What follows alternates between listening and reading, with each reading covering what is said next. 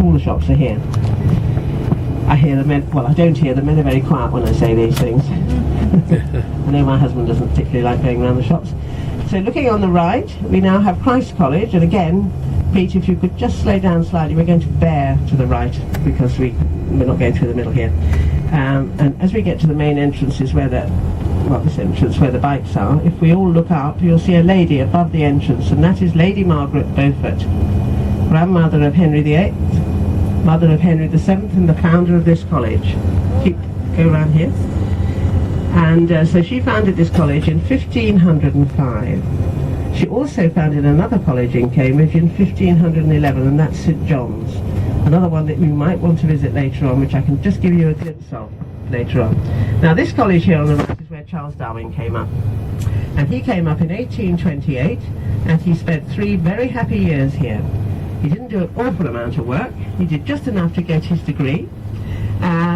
He assumed that he would go on to be a country vicar because that's what happened in those days. But, of course, everything changed for Charles Darwin. But whilst he was here, he had a gun, he had a horse, he had a dog, and he went shooting, he went fishing, he went shooting anything that moved. He had gourmet suppers in his room. It was quite a nice existence for him. So he had 3 very happy years here. And once he'd done his 3 years, he probably thought he would have to go into the countryside, as I said, and get a job. But, as luck would have it for him, he was given the post as the companion to Captain Fitzroy on the HMS Beagle. You probably know this story. He's going straight until the next left, and then we go left. Just before I continue to tell you about Charles, this is King Street. Now, King Street is interesting.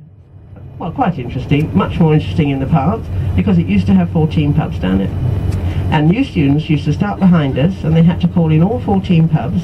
They had to drink a pint of beer in all of them, and end at the top on the left, having drunk 14 pints, possibly on 2 feet, hopefully. So they had to do that to get the whatever award they were given. I think they were given a green tie, and I always think that's probably an appropriate